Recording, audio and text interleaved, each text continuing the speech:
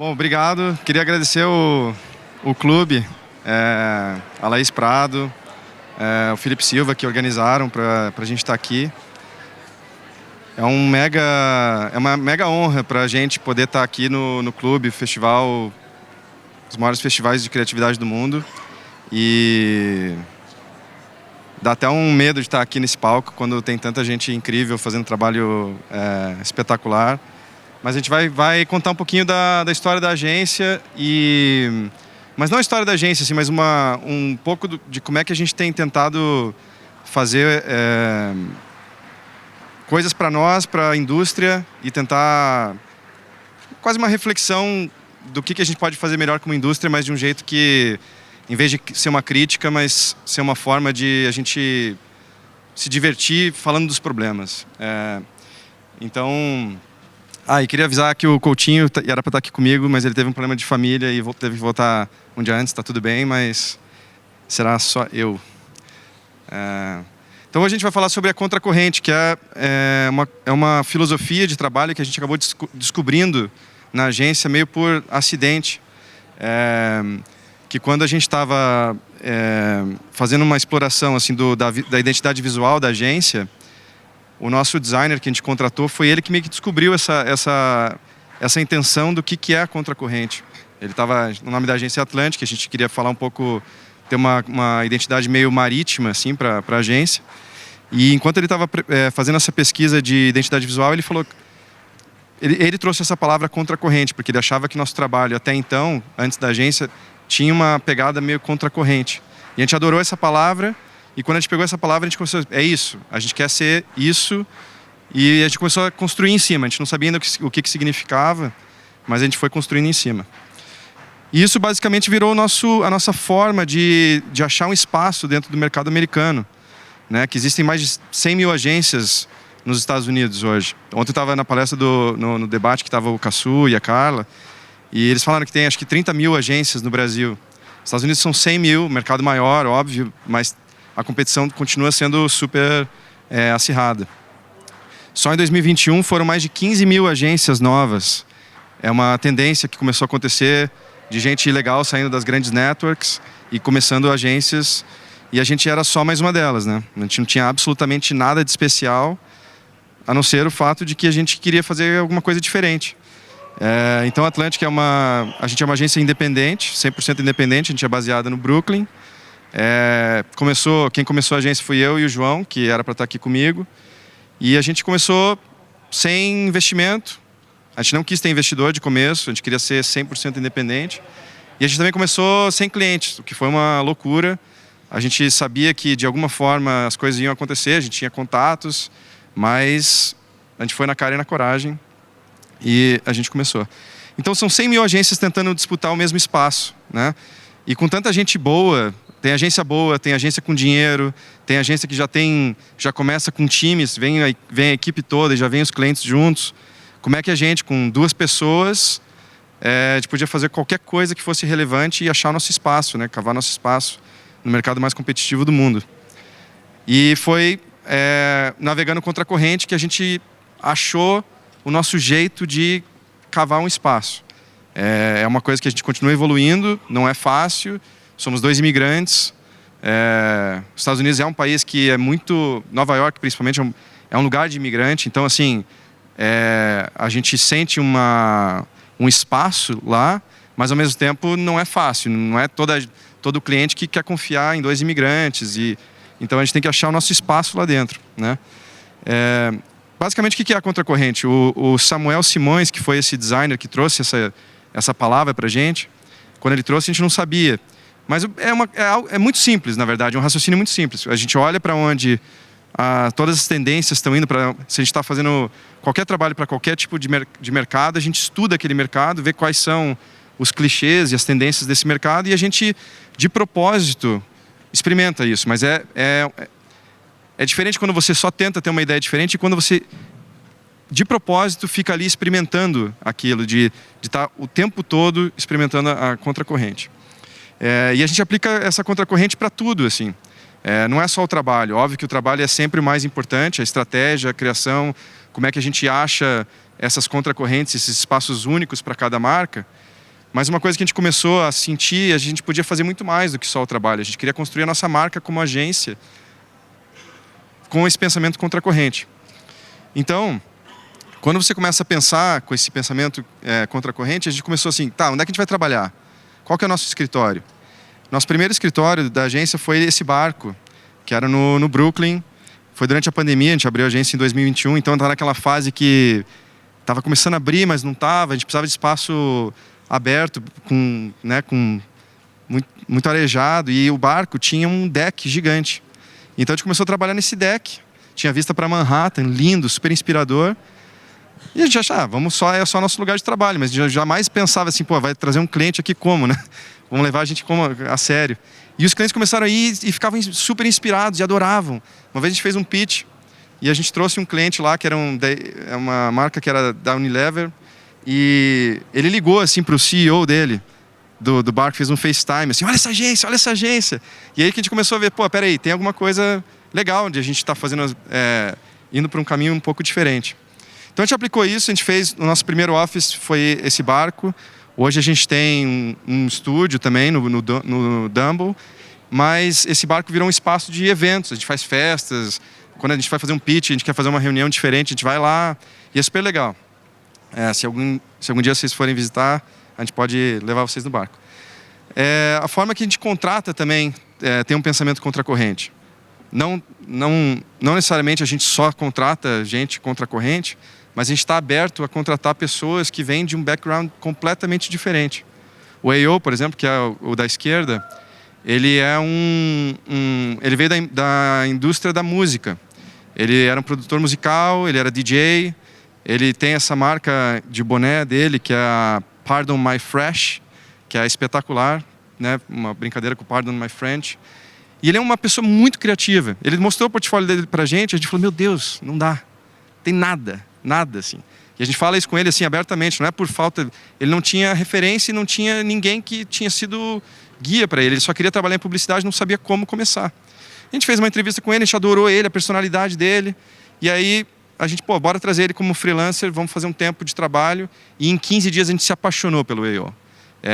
Ele hoje, 3 anos depois, ele é um dos principais redatores da agência. A gente vai mostrar alguns trabalhos, eu vou mostrar uns trabalhos aqui, vocês vão ver a qualidade do trabalho dele e como ele pensa diferente, assim, as histórias que ele conta são de um lugar completamente contracorrente mesmo. E isso ajudou o trabalho criativo da agência a melhorar com alguém que veio de fora da indústria da publicidade.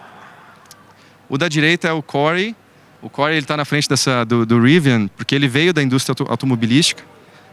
Ele veio de tech companies, ele trabalhou na Tesla, na Rivian, e ele era o cara que controlava ali a linha de produção e ele falou, cara, eu sou meio que um project manager, mas eu tô já há 10 anos fazendo isso, eu tô sentindo que minha carreira vai continuar crescendo, mas vai continuar crescendo num lugar que não é criativo, não sei se eu quero fazer isso da vida. E aí ele ligou foi através de um recruiter, vieram falar com a gente falou, bom, bora falar com ele. A gente conversou com ele também, a gente adorou a história dele. E a gente precisava de alguém de processo na agência, alguém muito bom de ajudar a gente a organizar as coisas. A gente falou, pô, em vez de trazer alguém de publicidade, vamos trazer alguém que faz carros. Pô, carro não pode dar problema, né? Então, se o nosso processo dá problema, sai um banner errado. Lá sai um carro sem volante, né? A gente falou, pô, bora trazer ele. Ele é ainda novo na agência, mas ele já está fazendo coisas muito legais, assim, pra gente. Tem a história da Emily também, que veio de finance, ela entrou na agência com 45 anos, depois de ter uma carreira super sólida em finanças. E ela veio ser redatora criativa. Ela falou, pô, posso ser estagiária? A gente trouxe ela também, super talentosa, adorando trabalhar com ela. Então a contracorrente, ela permite a gente, é uma permissão para a gente tentar fazer uma coisa diferente. Que quando você não tem esse raciocínio, você nem se permite, né, a ideia de que você pode fazer isso. A contracorrente a gente aplica também como é que a gente age como agência. O que a gente quer ser como agência? O mundo não precisa de mais nenhuma agência. Tem muito mais do que precisa. Mas o que a gente pode fazer e trazer como alguma coisa melhor para a agência? Uma coisa que sempre incomodou aí o João Coutinho a gente ama essa profissão, mas a gente odeia trabalhar igual loucos e fins de semana e noites. E a gente falou, pô, a gente não pode abrir uma agência e continuar fazendo o que a gente não gosta. Para a gente, primeiro, e para as pessoas. Então a gente começou a criar coisas dentro da agência, assim. A gente tinha uma coisa, por exemplo, nos Estados Unidos tem uma coisa que eles chamam de vacation shaming. Não sei se é esse exatamente o termo, mas basicamente é uma crítica meio subliminar se você tira férias demais. E a gente, primeiro, a gente começou a dar a mesma quantidade de férias para todos os funcionários, porque lá tem isso. Se você entra por baixo, você tem 5 dias. Se você é chefe, você tem 21. É super injusto. E a gente falou, não, todo mundo na agência vai ter o máximo de dias de férias e não importa o teu cargo. E você é obrigado a tirar os dias de férias. Se você não tirar, você tem que ir no barco e apertar parafuso do barco. A gente começou a criar coisas assim e foi fazendo isso como uma forma de ter um compromisso de que, por que a gente está criando uma agência? A gente é perfeito? Não é. A gente trabalha fim de semana. A indústria a gente não consegue mudar completamente, mas em 5 anos de agência, dá para contar meio nos dedos, assim, os dias que a gente teve que fazer esse tipo de coisa. E para a gente é um mega orgulho. Então aqui, por exemplo, é um post que a gente fez que a gente fechou a agência por uma semana, na última semana de verão, e a gente fez esse post, falou assim, não importa o quanto de dinheiro você tenha, ninguém vai abrir nossos laptops essa semana.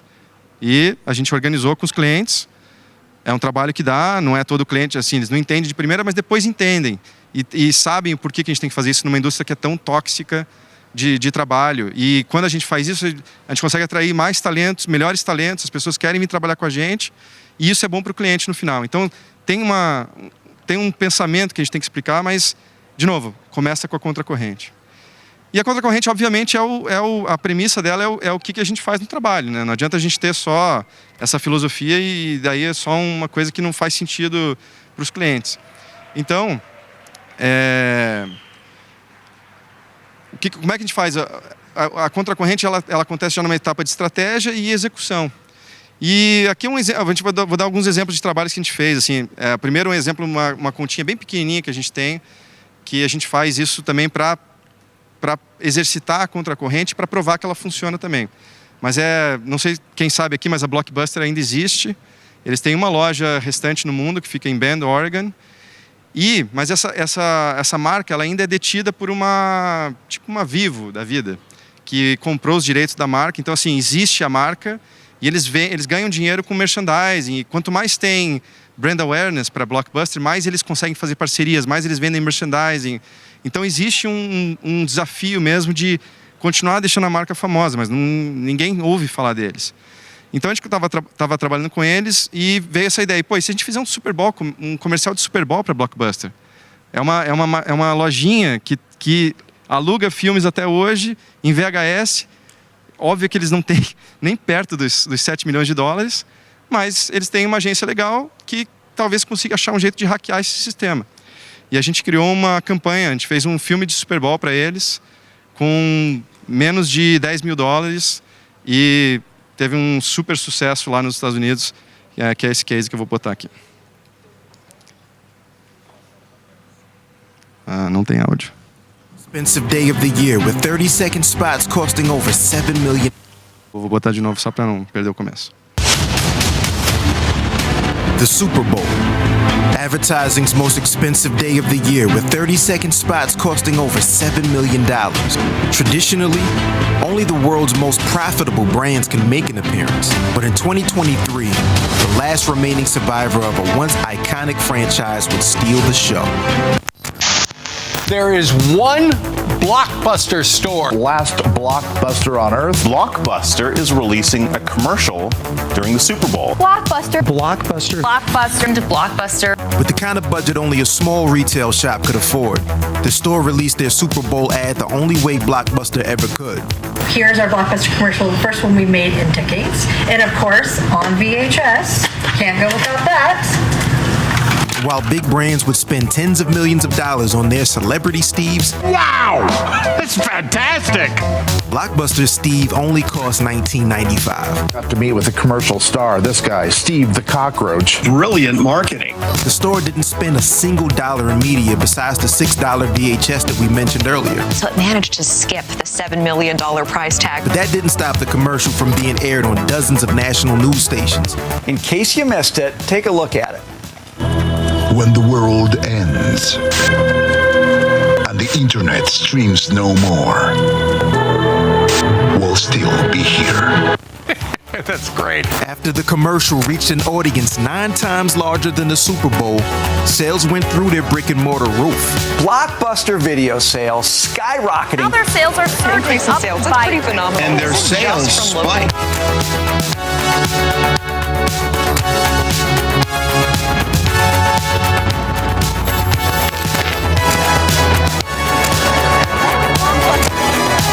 I thought all the blockbusters were gone. Yeah, you and me both. I was shocked. Sorry, Harvey. They're still here, and they'll be here till the bitter end. Give my best to Steve the Cockroach. I will. Thank you. Okay. Obrigado. E em tempos que questiona-se case studies, né? Acho que é uma coisa legal de falar. O resultado é absurdo, né? Você olha e fala, não é possível que... Óbvio que quando você é uma marquinha desse tamanho e você vai para o Super Bowl e todos os canais de notícia falam de você, você vende muito mais. Então, assim, nesse caso, ela teve que chamar os pais dela e mais um monte de amigos para... Eles fazem o merchandising, eles que entregam. Então, assim, todo mundo, os pais dela tiveram voltado da aposentadoria para trabalhar por, tipo, 2 semanas para ship as coisas, assim. Então, isso aqui foi... essa marca a gente faz muito por paixão também. Um exercício de criatividade. Como é que a gente faz coisas muito legais com 5 mil, com 10 mil dólares? Porque isso depois ajuda a gente a pegar orçamentos muito maiores e fazer também coisas interessantes. TikTok. Esse, obviamente, você vai da Blockbuster, que é desse tamanho, para TikTok, que é uma coisa gigante. Esse projeto a gente fez em parceria com muita gente legal. Dentro do TikTok mesmo, é uma equipe enorme fazendo. Mas o TikTok lançou o primeiro festival de música deles, que era o In The Mix, foi no Arizona. E tinha toda uma conversa sobre o papel do TikTok na música, né? Óbvio que eles têm objetivos de entrar no mundo da música por objetivos de negócio, mas para as pessoas, o que significa o TikTok fazer um festival de música? Então, a gente trabalhando com o time, a gente tinha muito... O que a gente vai fazer? Né? Como a gente fez a campanha para promover o festival, que é uma publicidade tradicional, a gente fez 300 peças para divulgar, mas a gente também participou do que ia acontecer dentro do festival. Qual que é o papel do TikTok, o papel do telefone? E a gente fez uma ideia dessa aqui foi em parceria com a agência, com a produtora que fez o evento mesmo, a Dun & Duster, que é uma empresa incrível dentro dos clientes, mas que a contracorrente nesse caso foi assim, né? Os telefones eles não são bem-vindos nos festivais, né? Mas como é que o TikTok traz uma experiência de estar conectado, mas de uma forma que seja mais interessante para a música? E eles fizeram várias coisas lá dentro, mas esse é um case que foca em uma das ideias. Last year, TikTok launched its first ever music festival. So naturally, people were talking about things like, thank you, TikTok's planned music festival, for promising to be a fun gathering of people staring at their phones for 5 hours. And they were right. We did make people stare at phones. These big ones.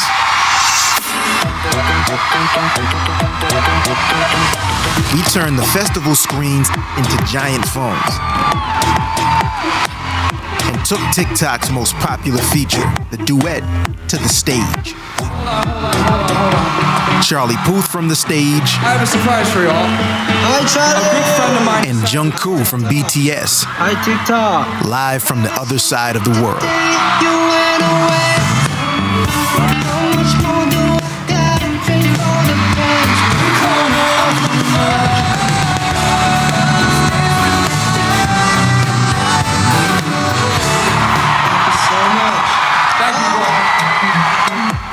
And fans interacting from everywhere. Okay, this is the first time I've seen this guy, Charlie Puth, live, and I like his music.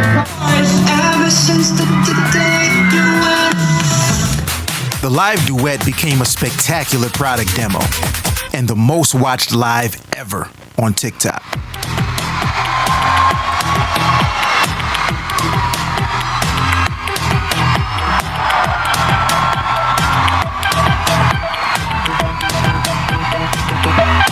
And prove that yes, phones can actually be welcome at music festivals as long as you reimagine what they can do.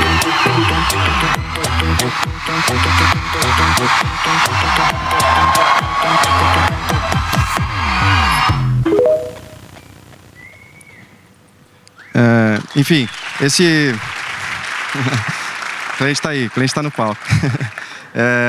Mas esse último headline é muito legal, né? É um show reimaginado para a época do TikTok. E acho que isso que é você começa a desenvolver qual é o papel. Não foi a gente que fez isso sozinho, obviamente. Isso aí é um trabalho de muita gente, uma marca muito grande.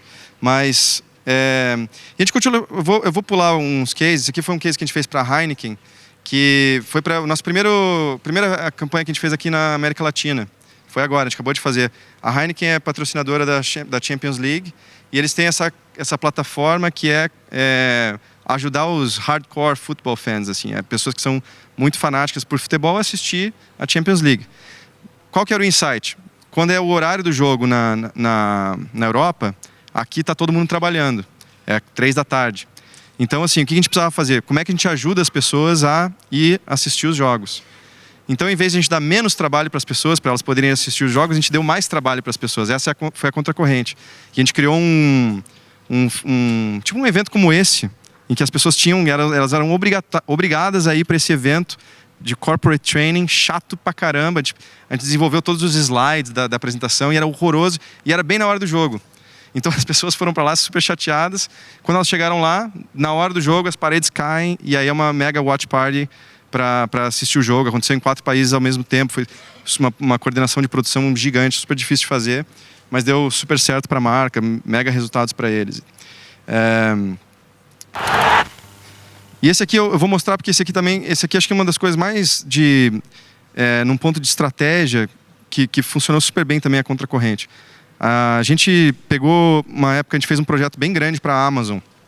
A Amazon comprou os direitos para fazer o streaming de futebol americano dentro do Amazon Prime Video.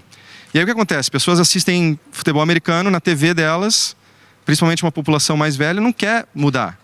É a Amazon. O que a Amazon tem a ver com futebol? Sai daqui, né? Rolou uma rejeição para uma parte dessa audiência e o cliente veio para a gente com esse insight.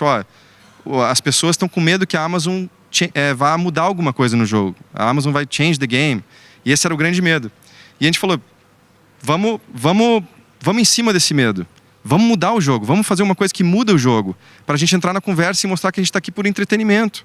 E que não é a Amazon. A Amazon está disposta a conversar um pouco com as pessoas. Então o que a gente fez? A gente criou uma bola de futebol. A gente foi lá e mudou o coração do jogo, que foi a bola de futebol. A gente criou uma bola, foi uma coisa over the top, assim, de ridículo. A gente criou uma bola de futebol que era no formato do logo da Amazon, para deixar claro que era uma piada. Só que a gente fez isso de verdade, a gente pegou uns quarterbacks para realmente lançar essa bola e foi um super sucesso. Eu vou dar um play numa parte só para vocês entenderem o que é isso. NFL had previously announced that they were going to be teaming up for Thursday night football, starting with the 2023 season. Guys, we've got some unfortunate news to talk about today. The NFL's got a hell of a mess on its hands. Amazon is trying to change the game of football. I'm not happy about it. Players will be wearing AWS chips.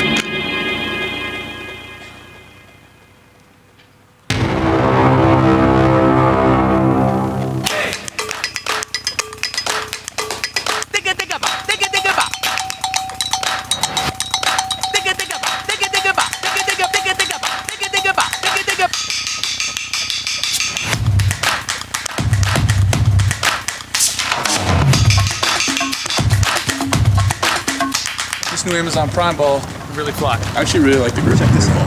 This ball is crazy. Watch this.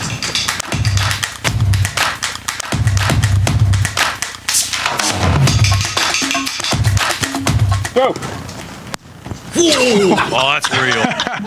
Yeah. Holy shit, dude. And then he asked, he was like, hey, did you get that? Because it was fucking the greatest story he's had.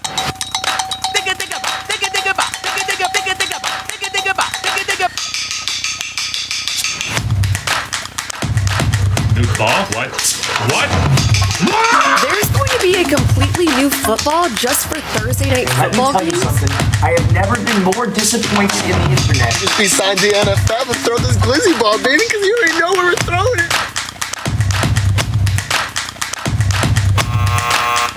Prime Video isn't changing the football, but they are changing the way you watch it. This season, Thursday night football will be streamed exclusively.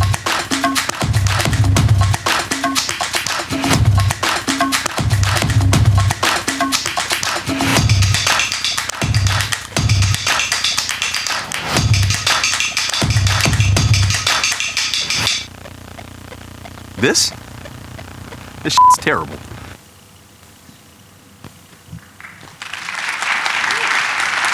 Obrigado.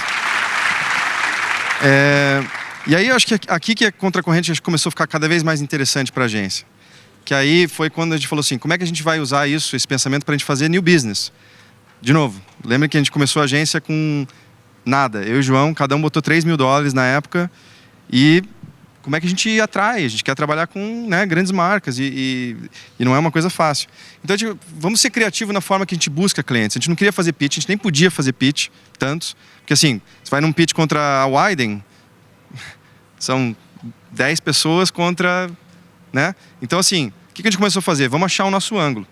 E aí a gente começou, o que a gente pode fazer? Aonde que é o nosso ponto que a gente pode criar conversas sobre a agência e começar a construir a marca da agência de um jeito diferente.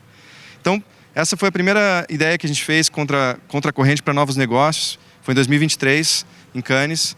E a corrente que a gente usou é, as agências vão para Cannes e elas querem atrair novos clientes. E elas vão cheias de dinheiro, alugam esses mega iates, que é super legal, funciona. Quem é que não quer ir no sul da França tomar um rosé num barco e conhecer gente nova? É uma estratégia de negócio e funciona. Só que a gente não tinha esse budget e a gente não tinha essa vontade também de fazer isso.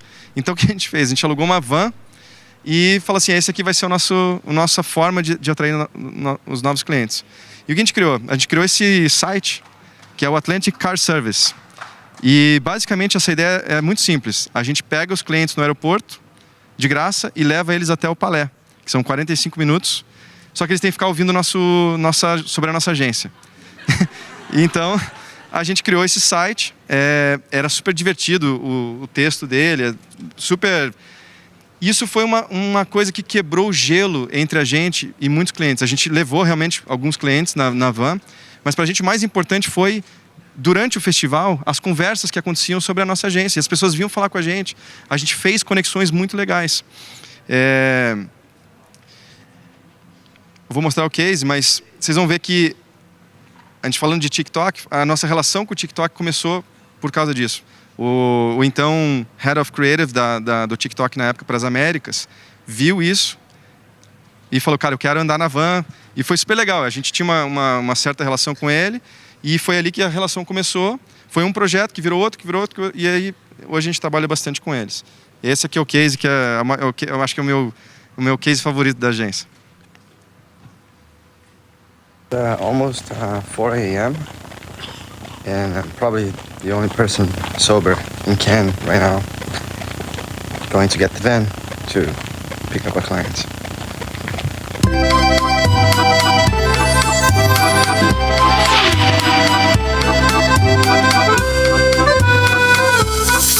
Every year at Cannes, agencies spend a boatload of money to pitch their services to new clients. So, how does a small agency with just a couple $100 stands out in the middle of all these boats? That's easy. We rented a black van. On the Monday right before Cannes, we started a new business, Atlantic Car Service, offering free rides from the Cannes airport to the Palais for clients who are willing to hear our agency pitch. On Tuesday, we consulted our lawyer to make sure we weren't breaking any French laws. On Wednesday, we built one of the most beautiful websites that you've ever seen. Thursday we launched, and Friday the calls were rolling in. Once we landed in France, it was time to meet our first customer. Here I am, with our very first brave traveler.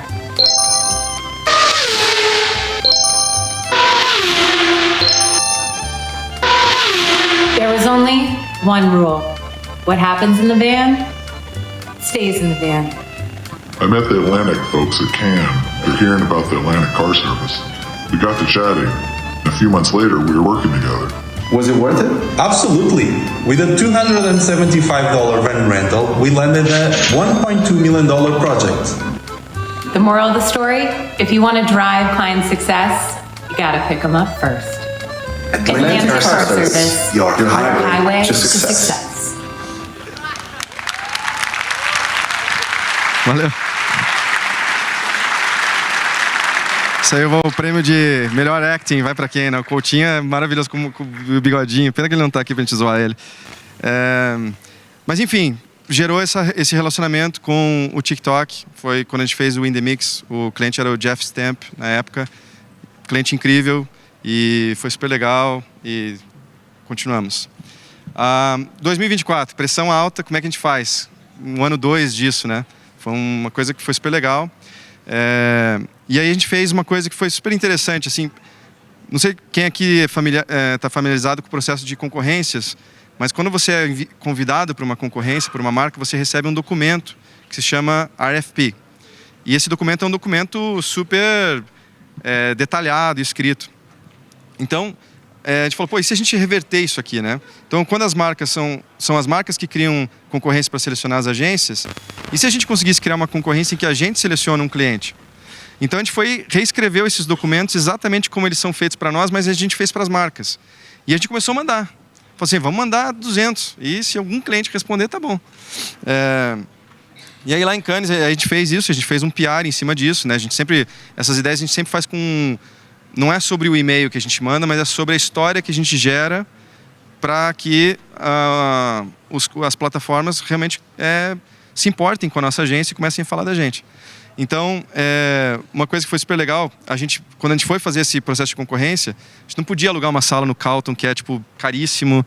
Então, o que a gente fez? A gente alugou um hotel de 2 estrelas, que é o Arco Hotel, pertinho do Palais, dava pra gente fazer as reuniões lá. E a gente começou a usar isso como a nosso favor. O hotel era 2 estrelas, mas a agência é 5 estrelas. E a gente foi criando conteúdo em cima disso. E isso, de novo, foi criando uma relação com os clientes, quebrando um gelo dessas conversas que a gente podia ter. Essa era a sala de conferências. E aí, do nada, a gente recebe um e-mail de uma marca de ketchup muito famosa, indicando o nosso artigo que saiu sobre a agência para um cliente lá dentro da marca deles. E a gente falou, cara, não é possível, tá? Isso aqui estão zoando a gente. A gente achou que era algum amigo fazendo uma brincadeira e tal.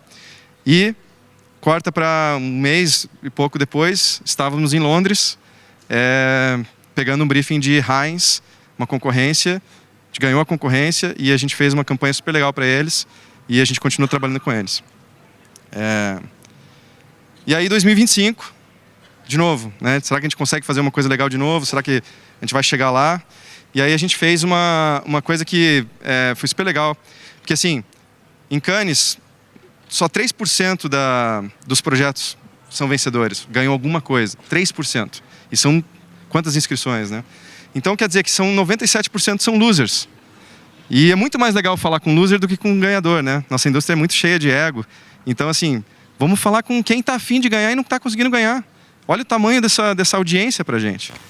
E aí tem uma coisa que acontece que é... Quando as agências e os clientes ganham, principalmente nos Estados Unidos, tem essa coisa do Winner's Dinner, que você sai do palco, com o teu leãozinho de ouro desfilando, que a gente chama de douchebag, né? Douchebag moment, que é você ridículo, né? Andando com um leão de ouro. Mas é legal, todo mundo está celebrando aquilo. E vão fazer esses jantares super fancy, num dos lugares super caros, e fazem Winner's Dinners. E a gente fez o The Loser's Dinners, que é focado em 97% do Festival das Marcas, que estão a fim de fazer um trabalho legal, mas não estão conseguindo. Ou fizeram, mas por algum motivo não aconteceu. E quem é que tem coragem de vir para o Loser's Dinner, né? Quem quer assumir? E apareceu, a gente falou, não, isso aqui não vai aparecer ninguém. E apareceu, tenho certeza que ela não se importaria da gente mostrar a foto, mas é uma cliente que toca uma marca de chocolate, que é super famosa. Estão crescendo um monte na Europa e nos Estados Unidos, são enormes. Chama Tony Chocolonely, não sei se já viram. É uma marca que tem um propósito super legal. Assim, foi uma paixão nesse jantar. A gente falou, nossa! E ela jantou, comeu de graça, a gente ficou todo empolgado e ela desapareceu. Então, os losers, no final das contas, fomos nós nesse caso, mas eu ainda acredito que a gente vai conseguir trabalhar com eles. A conversa foi super legal. Ela falou assim, eu não sei se eu consigo ainda colocar vocês, porque a gente tem o nosso pool de agências, mas amei isso aqui. Enfim, pela conversa, pelos headlines, isso já valeu muito a pena. Então, o que a gente aprende com isso, né? A gente não sabe, às vezes, aonde que vai levar. E acho que isso é a coisa mais legal da gente ser independente. Antes, a gente não tinha esse potencial de cara, vai apresentar uma ideia dessa para a WPP. Não é que a WPP não quer fazer. Não, cara, como é que você vende isso? São tantos layers para a gente conseguir fazer uma coisa dessa. E ali a gente vai lá e faz. Então, às vezes a gente nem sabe como é que isso vai levar, se vai dar resultado ou não, mas a gente pelo menos pode fazer. E isso pra gente tem sido super legal. E a gente foi colocando umas quotes, assim, que acho que... tem tantas mais que a gente pode falar, mas assim, se o objetivo é fazer novos negócios, por que a gente tenta fazer só do jeito antigo? Só tentando fazer pitch, só tentando levar o cliente para jantar do jeito tradicional. A gente tem que mostrar a criatividade, pelo menos quando a gente é desse tamanho, de algum jeito, né? Outra coisa que a gente achou que isso funcionou muito legal, as marcas, elas adoram as marcas das agências também. Qual é o cliente que quer trabalhar com uma agência que não é sexy, que não tem uma marca legal, que não sabe fazer o trabalho para a própria marca? Então, assim, isso pra gente tem sido uma coisa muito legal, porque os clientes olham e falam assim, pô, eu consigo entender o que vocês são. Talvez a gente não seja para todos os clientes. A gente tem uma irreverência, a gente tem não quer dizer que a gente não faz trabalho sério, a gente faz muitos trabalhos sérios e muito bem feitos. Mas, assim, quem vem trabalhar com a gente já espera que vai ter algum tipo de trabalho contra a corrente. E outro que é a forma que a gente conseguiu, acho que o mais legal disso tudo pra gente até hoje. Por que a agência tem sido, né, eu tenho cuidado para não falar de um sucesso, porque o que é sucesso, né? Pra gente, sucesso é a gente tá feliz, nosso time tá feliz, a agência sobrevive. Eu até hoje não acredito que eu consigo me pagar com a minha agência. Eu não acredito às vezes nisso. Isso para mim é sucesso. Se eu vou colocar a agência numa lista das maiores agências do mundo, óbvio que a gente está lá embaixo, mas não importa. A gente está fazendo um trabalho que pra gente é legal, a gente está feliz e a gente não faz concorrência, quase nunca. Isso é uma coisa muito incrível, porque a gente cresce e a gente vai comendo pelas beiradinhas. A gente entra nos clientes com uma conversa, com um projeto legal. E aí, às vezes a gente fala, pô, a gente quer fazer, mas a gente não pode fazer essa concorrência, a gente não consegue. A gente, quando faz uma concorrência muito grande, já aconteceu da gente ganhar, mas é mais difícil. Nosso time hoje, a gente tem 18 pessoas trabalhando na agência. Qual é a agência que tem 18 pessoas, né? E que está fazendo uma concorrência de uma conta de 15 milhões, por exemplo? É muito difícil. Então, é possível a gente desafiar um pouco a indústria. E pra gente, isso é o mais importante. Assim, dentro de talento, a gente consegue trazer talento de jeitos diferentes, a gente consegue cuidar do talento de um jeito diferente, a gente consegue atrair clientes de um jeito diferente. E isso é uma discussão sobre a indústria. E é por isso que a gente gostaria de dividir assim mais, se está certo, se não está, não sei. Mas é um jeito diferente de fazer. Eu acho que a nossa indústria pode aceitar jeitos diferentes de fazer das coisas, né? É isso. E se tiver um cliente aqui, achou legal o trabalho, qualquer oportunidade para a gente é new business. Então, quiser trabalhar com a gente, manda um e-mail. Foi um prazer estar aqui no palco.